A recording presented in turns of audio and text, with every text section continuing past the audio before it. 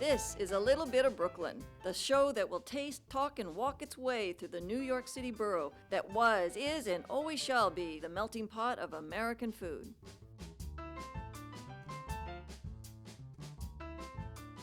Hello, and welcome to A Little Bit of Brooklyn. I'm Terry Correo, and for the next 30 minutes, I'd like you to join me as we explore the cultures and traditions of one of Brooklyn's many ethnic neighborhoods. Food has always been a passion in my family's life, and my most indelible memories come from the hours spent around the dinner table. My taste buds were first awakened as a child by the famous apple pie that came from my grandfather's pie company in Chicago. I later married into an Italian family where cooking was the highlight of every day. This all carried over into my career in the food world as a private chef, caterer, and cooking instructor. But nothing has captured my culinary interest more than discovering the neighborhood surrounding my home in Brooklyn, New York, where I moved 3 years ago. Beyond the borough's fame for its beloved baseball team, Coney Island, and the unmistakable accent, Brooklyn is where 1 in 7 Americans can trace back their roots. Today, 65 ethnic communities and the countless restaurants within them offer a whole world of cherished traditions and delicious cooking. So if cannoli from Carroll Gardens or bacala from Bensonhurst sounds like your kind of thing, follow me as I explore and indulge in just a little bit of Brooklyn.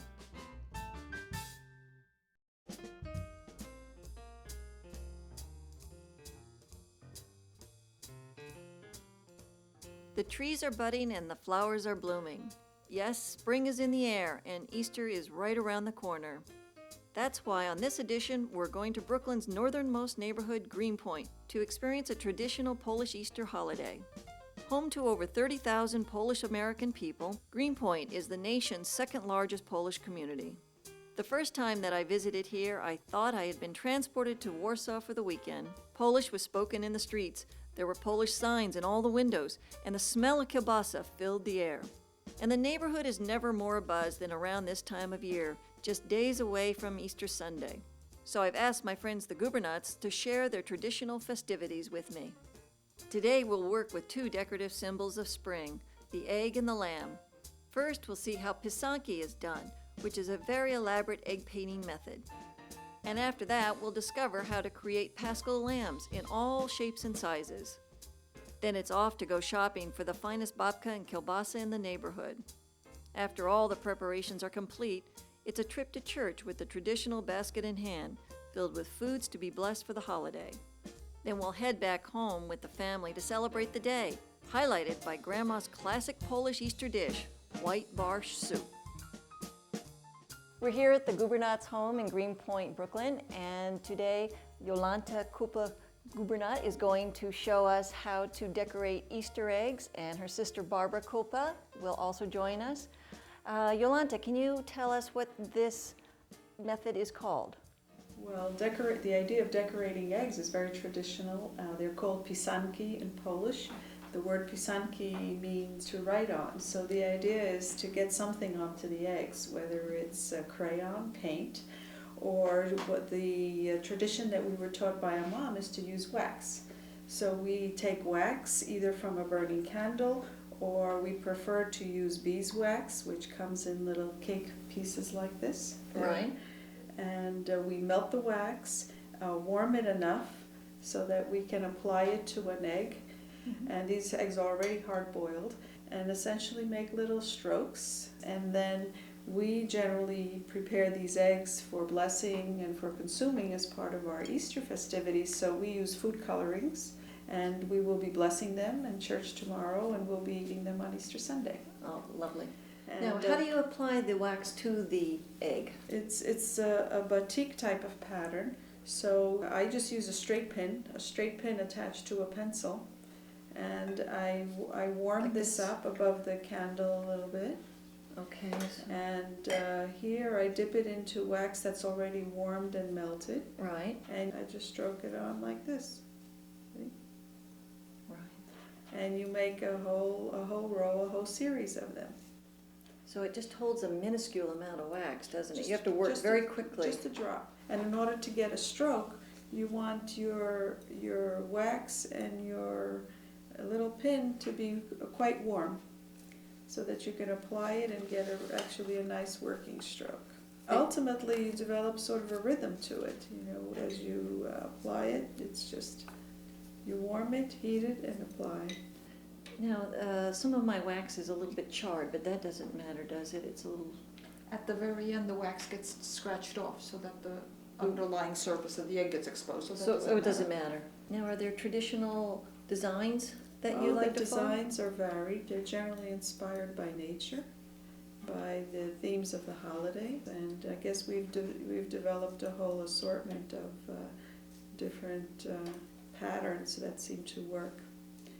So, for example, this egg doesn't have too much wax, and then I would like to dip it into, let's say, a yellow color. How long do you like to let that sit?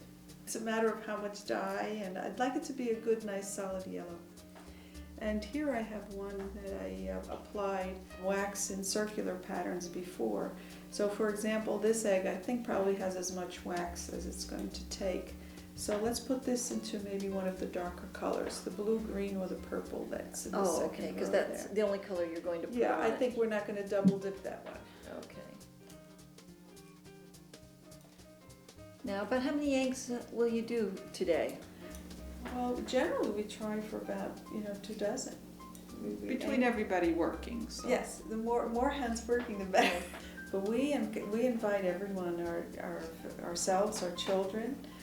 We invite friends to come over and join us in this, so that generally we try to get about 2 dozen eggs done.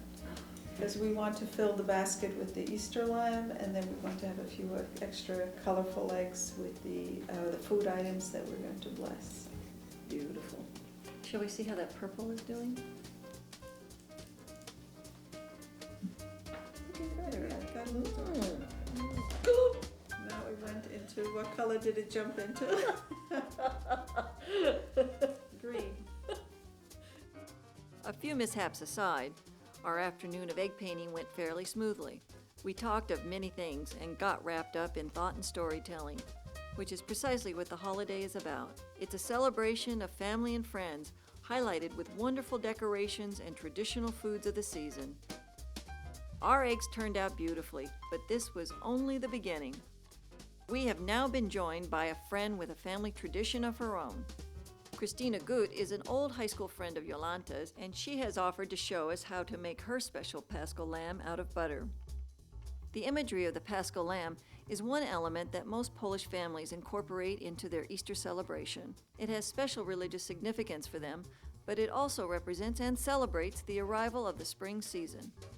Hi, Christina. Can you show me how you do this? Well, you take a stick of butter and you cut off about 1/3 of it. So that forms the body. The 2/3 form the body, and the other third is placed on top, and that forms what will be the head. Now, you don't want it too hard, do you? Do you want it at room temperature? No, because then it would be too soft. Too soft? It has to be fairly hard, but not really icy, just enough to make it pliable. Then you take your other stick of butter, and then you cut off about 1 inch, and then you cut this, and this will form the mouth, and then you cut these in half, and these will be the ears. Wonderful.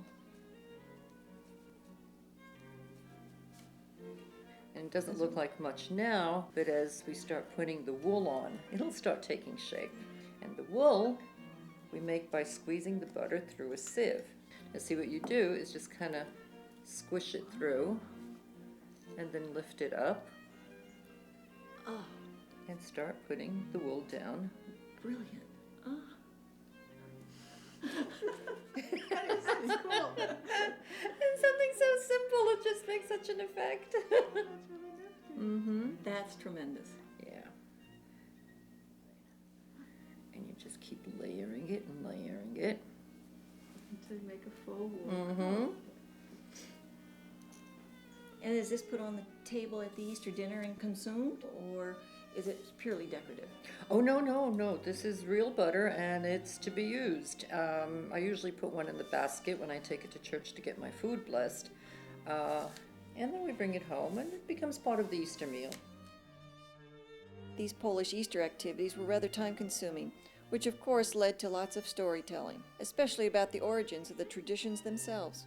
So I just couldn't resist asking a couple of questions of my own.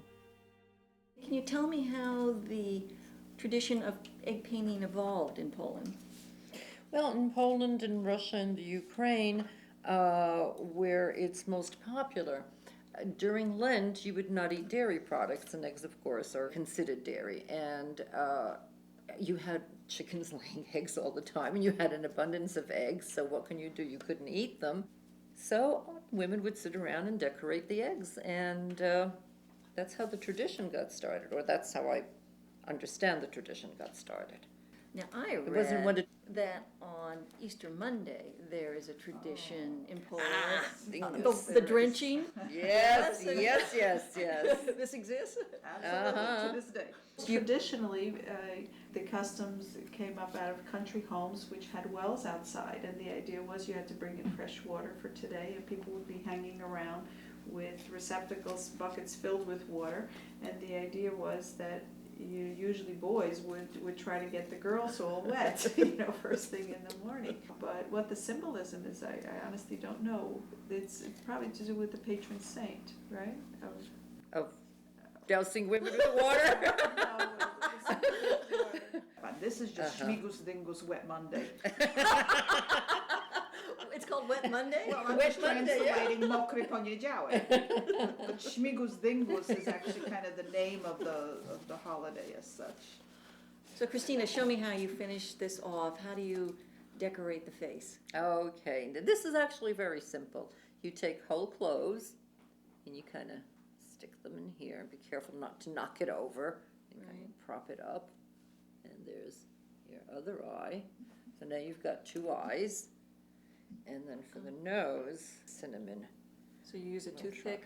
I use a toothpick and kind of shake it off a little bit and just make a nostril. And then for the mouth, I take a piece of red thread. You can use paprika, but my mother used red thread, so I will too. Oh, beautiful, Christina. Oh, brava. That's a beautiful Dziękuję. Paschal lamb. It's the simple yet creative decorations, like this Paschal butter lamb, that make this holiday so wonderfully festive. Yet as Barbara shows me, the form and flavor are unique from house to house. This is a Paschal lamb made out of pound cake. And Barbara is frosting it in a plain white vanilla frosting, and then we'll finally coat it with a thick layer of shredded coconut. Now this pound cake was prepared in this mold that is filled completely to the rim with the batter, and then once full, the other part placed on top, and it goes into a moderate oven for about 2 hours. It's a very slow cooking cake, and you don't open up the oven door at all during that period because you want a nice uninterrupted cooking time.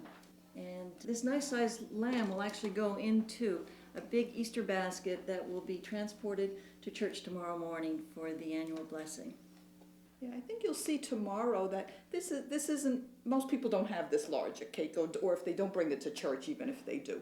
In the baskets are usually little butter lambs. Is there a little bit of competition amongst the baskets and the lambs? When we were growing up with our friends, there absolutely was. I mean, after church, we would go and, oh, let's see your eggs, and oh, this one's nicer. And then it was a big deal about picking which one could I have, because we would trade with our friends. Once the rich vanilla frosting coats the entire cake, Barbara begins to cover it with generous amounts of sweetened flake coconut. Okay, that should Wonderful. do it. That should do it. So that's nice. Pretty. I don't see any Beautiful. big bare spots, right? Do No, I you? don't What do you think? No, I think you look lovely. Barbara finishes her Paschal lamb by adding raisin eyes and a cherry mouth. Next, a traditional bell hung by a ribbon is placed around the neck. And finally, the flag and staff are placed at the lamb's side.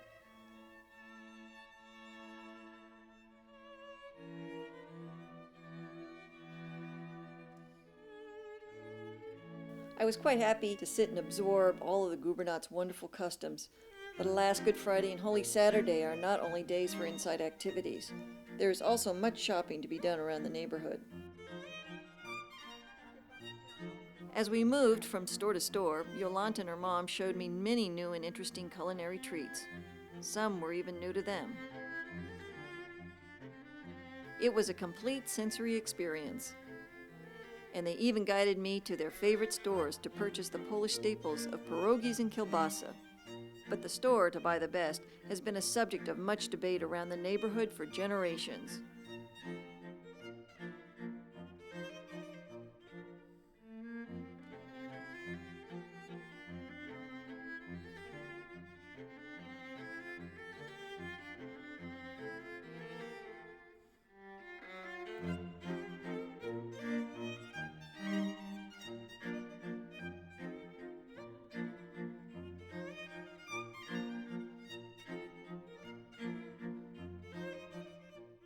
It's now Holy Saturday, and I'm back with the Gubernats for the most fun part of their Easter festivities, the blessing of the Easter baskets. And in addition to Yolanta and Barbara, Tamara, Yolanta's daughter, has joined us. Elements of all the different items that we shop for on Good Friday find their way into the basket. And not forgetting Barbara's beautiful Paschal lamb and all the pisanki eggs, these once bare baskets transform into beautiful, bright displays. And then we also cover it. We cover it with a cloth that's embroidered. Was done by my husband's family who lives in Poland. And then we're ready to go.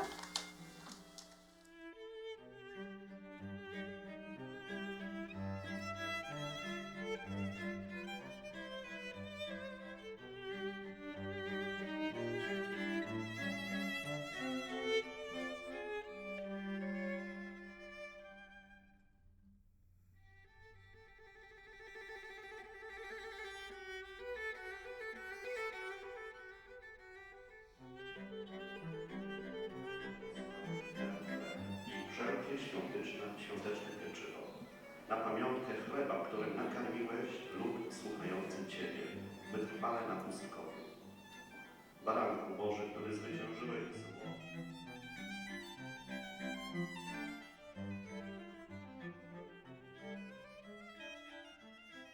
After the blessing at their own parish, St. Cyril's, the Gubernats often stop in at St. Anthony's down the street to witness the basket display being blessed there.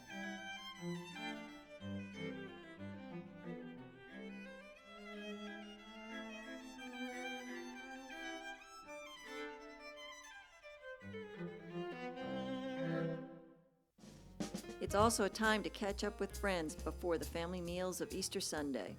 But the part of the day that I was most excited about was still to come, because Yolanta's mom, Babcia, was back at the house getting ready to cook for the big meal.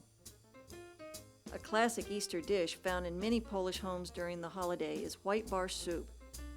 And Babcia has agreed to show me her special version of it, which is a sour buttermilk broth, not one made from the traditional rye flour. It's eaten with kielbasa sausage, ham, potato, and hard-boiled egg. The soup begins with buttermilk that is brought to a boil. As it cooks, the kielbasa and ham are diced and set to the side. But, as Yolanta tells me, this soup will not be exactly the same as it is in Poland, as the buttermilk that we use here is not as rich as it is there. So the key to buttermilk flavor in the country, they would, when you harvest the butter fat from the milk, they wouldn't do a very thorough job. They would leave some butter fat behind, and therefore it left a richer buttermilk and more flavorful. Absolutely. Here we don't have a choice since we buy it in our pasteurized. Right, and it's low fat, containers, yes, right. yes. As the milk continues to boil, we pull the leaves off parsley and dill stalks. Ja nie wiem, czy im to będzie smakować. She's not sure it's going to. You're going to like the taste of the special soup. Don't worry, Babcia. Anything you make, I'm sure we'll love. Next is raw horseradish, which has to be peeled and coarsely grated. As a staple in Polish cuisine, Yolanta and her mom have built up a tolerance for the powerful aroma that the root gives off. But at a certain point, everybody seems to give in. Now we feel. Oh, no, I feel it. Now this is going to make us cry. And now the milk has come to a boil, and the curds start to separate themselves. Babcia begins to skim the cheese from the top and places it to the side for later use. Oh, that's beautiful. I teraz powiedz, co następne. To się dobrze ma zagotować. Let it come to a good boil, because you want Mhm. all of the cheese to curdle and collect basically at the top. There we go. Ja później sobie jego wyduszę. She's actually going to save this cheese, strain it, All right. let more of the water, and she can then use it as like a pot cheese. You can use it to make pierogi or different dishes. She collects. Oh, use it as a filling for a pierogi. Yeah. Once all of the cheese has been removed from the broth, it's strained and will return to the stove for further cooking. But I just couldn't resist an early taste. Teraz można tu gorące, bo ja to wleję tu. Okay, and with the most of the curds, Oh, Mom it's collected wonderful. them off, and It's got a this nice tangy taste to she's it. still going to put it through the cheesecloth To strain it even to finer. strain it even further. And then some of the other ingredients are added to the pot. Jest ta mąka Flour That's flour, and i milk woda. and water. flour and water, just as I guess as a thickening.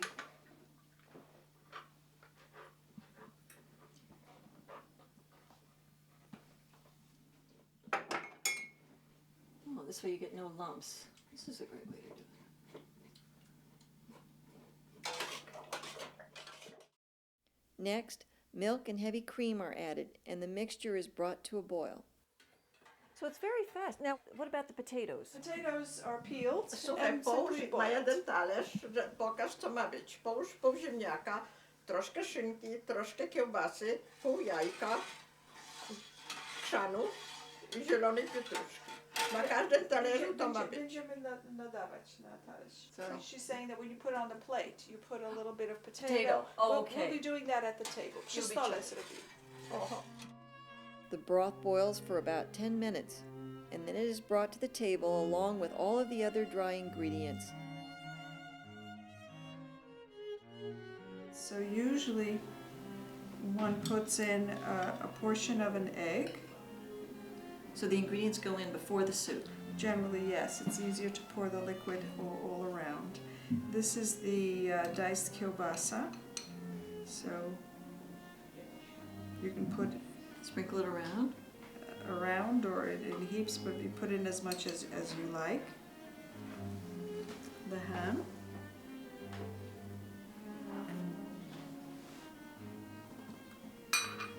And the potato, I suppose, right? The potatoes, yes, and the horseradish that we grated.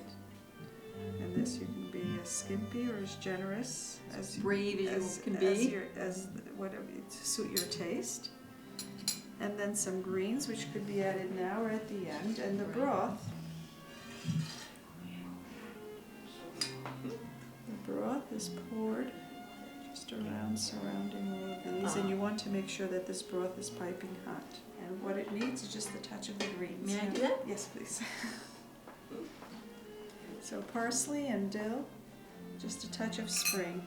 And this is the white borscht, which is so special for Easter. Okay, let me invite my family to the table.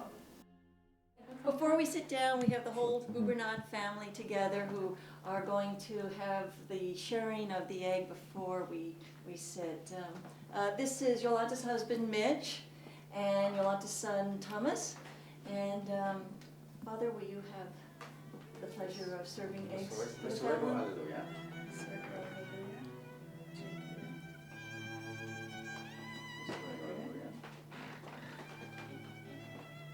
Dziękuję. Złego halleluja. Złego halleluja. Tomasz. Dziękuję bardzo. Naszym gościom. Ten. Yes, Złego Jerry. halleluja. Ze smacznego. Smacznego? Smacznego. Bon appetit. Bon appetit. Happy Easter to all. Radosnych, pogodnych świąt wielkanocnych, wesołego Alleluja, Happy Easter!